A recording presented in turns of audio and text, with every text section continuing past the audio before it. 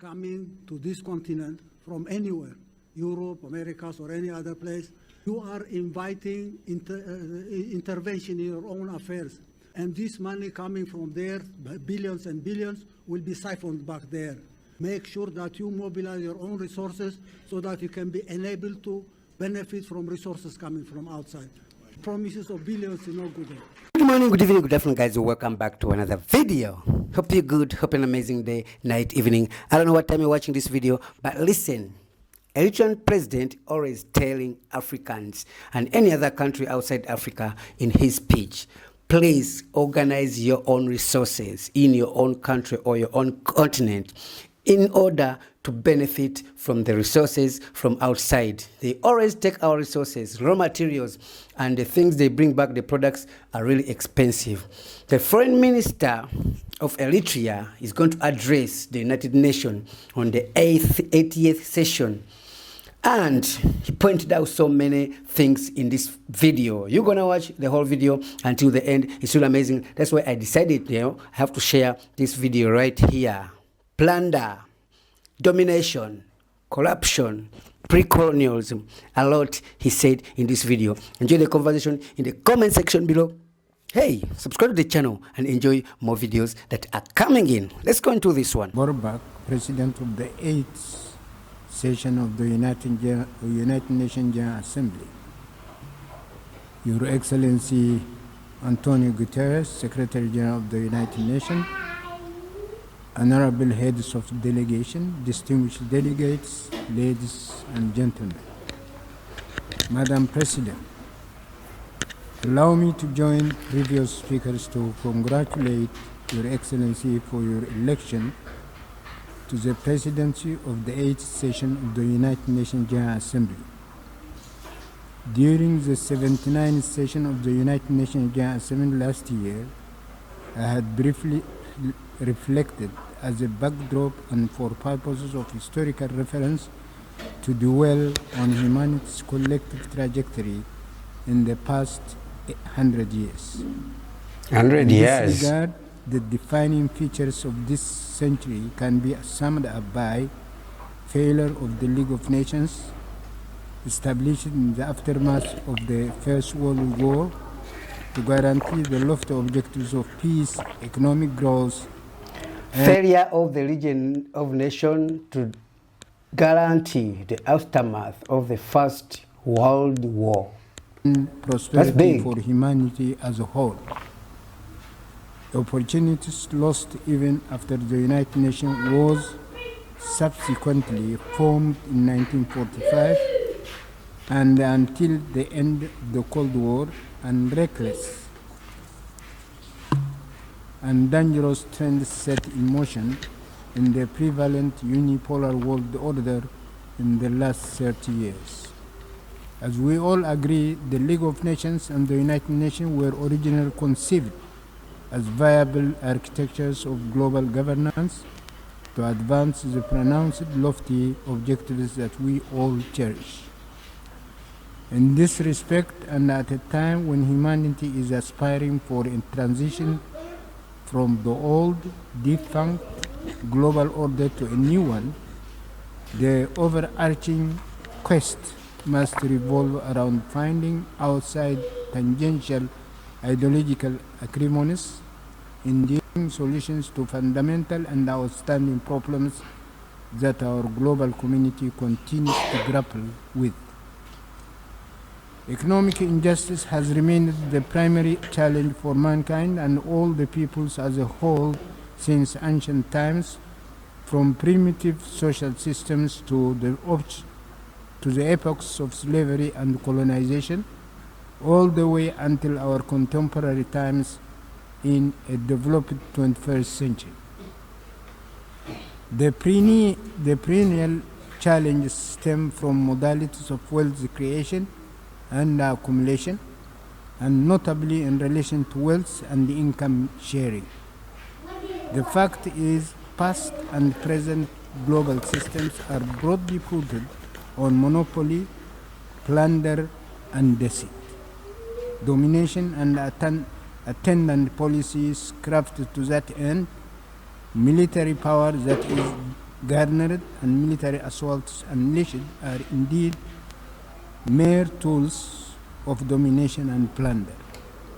Similarly, various economic and financial architectures are essentially enunciated to bolster the objectives of domination and plunder. Policies formulated and operations undertaken to expand the spheres of influence are likewise sheer means of domination and plunder. Subtle corruption constitutes another means of domination and plunder. Wars, conflicts, and crises are also stoked and aggravated for the sole purpose of domination and plunder. Tools of propaganda and deception are weaponized for similar objectives. Yeah. Ladies and gentlemen, in the event, the cardinal challenge is how to bring about a new global order that promotes justice and fairness to How to bring a new global order to promote justice. There's no justice anywhere in the world, especially on the low African countries, especially like Eritrea, which was actually sanctioned over the years. plan prevailing global governance architecture whose defining contours remain domination, plunder, deceit, and repression. Spiraling oppositions underway in various parts of our world, including in the developed and industrialized regions, through expansive popular demonstrations against dire economic trends and debilitating debt anchored by governments, are only the tip of the iceberg. But what is extremely preoccupying is the appalling economic situation in the underdeveloped countries, and more specifically in the Appalling economic situations in underdeveloped countries. You know, that's what I'm talking about. appalling economic situation in the underdeveloped countries, and more specifically in the marginalized African continent. Although the details can be assessed on a case-by-case basis, most of Africa's economy remain primitive. Africa remains a continent where raw materials are exported to the so-called developed economies for nominal prices, in which manufactured finished products are imported at highly inflated prices. That has been there in years since colonization. These people stole our men who are strong. They stole all the raw materials, they stole all our resources, and in return, they return with products which are really highly costly. And they take the raw materials at the low price, which trying to mean is that we can process our raw materials and get good products of which we can actually sell them on higher prices, exporting something produced from Africa, which is cool, and sell it on a higher price abroad. But they can't let us do that. They just had to take the raw materials and they resell everything they done on a higher price. When are we going to grow? When is that going to change? Where the economies are afflicted by huge losses in job opportunities, in which human capital and meager professional and skilled manpower are drained due to migration and brain drain. Where presiding regimes lavishly waste borrowed money but cynically flaunt semblance of progress while burdened by mounting debt, are embroiled in corruption and political servitude to external forces, are afflicted by instability due to... That's what Asia's F-Work said. I played that clip at the beginning. The money that's brought from the West, it will come back to you. It will crush you. You don't need that money. Don't take any handouts. That's his point, you know. Domestic polarization and endemic crisis, and where they face rapid population growth as well as imminent challenges and disasters. The scenario is very bleak indeed. Why was mankind's mission in the new century unsuccessful? The cherished mission does not contain novel and sophisticated inventions or ideological and philosophical dimensions. The values of the missions invoke and that underpin the struggle during the epochs of slavery have not changed whatsoever in this so-called new 20th century. The aspirations of mankind are 1. To fairly own their economic resources and the fruits of their work and march on a sustainable path of generational progress and prosperity by accumulating wealth. 2. To secure peace and stability in order to guarantee prosperity and economic growth. 3. To ensure prevalence of fairness and justice as vital prerequisites for peace and stability.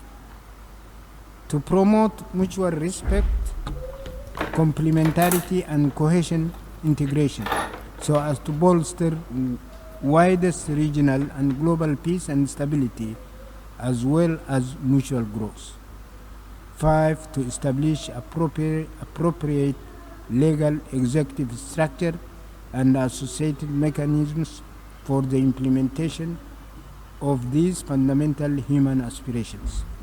Ladies and gentlemen, although mankind's aspirations have not been realized as yet, its cherished aspirations cannot be shelved or postponed.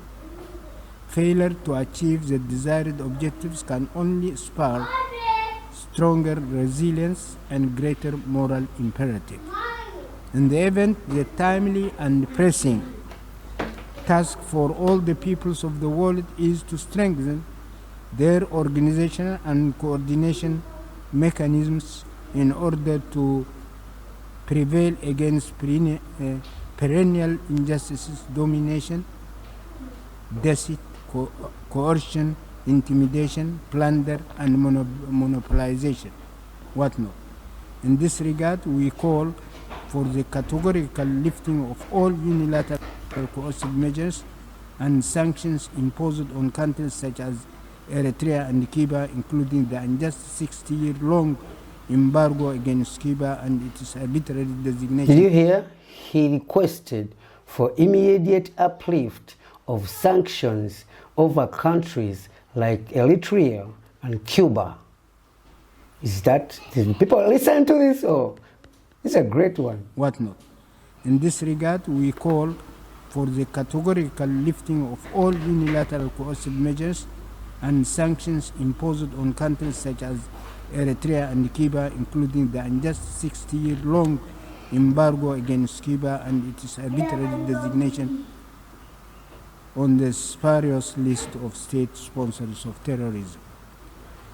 This will require nurturing broad mechanisms of solidarity as well as continuous review and refinement of their strategies and methodologies. In this respect, the peoples of Africa should particularly work out, in view of the specific hurdles that they are facing, a robust mechanism in order to contribute their share with higher vigor to the collective mission for a new world order in tandem with ongoing endeavors for the consolidation of a broad international alliance.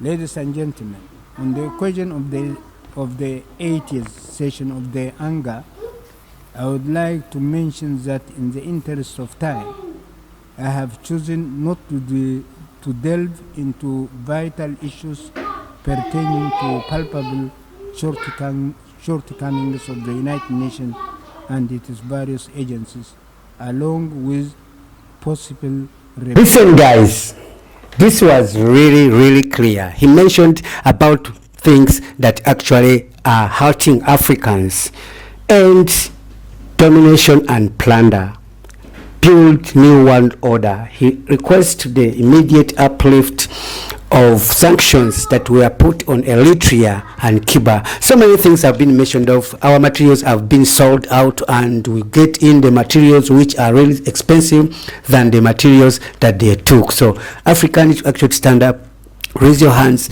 listen to this video, share it so many times. It's really crazy. I'm so excited to hear such words from such an old man who is actually and I've been there for years. You know the history of Africa. You know how Africa went through up to where we are today. Thank you so much for watching. Hit the like button if you're new, subscribe to this channel, and enjoy more new videos. This is my new channel where I upload new videos every time I get time to record. You can follow me on TikTok, Afro Nation, Facebook, Afro Nation, Instagram, Afro Nation, and we share more experience on my channel. Peace. Subscribe.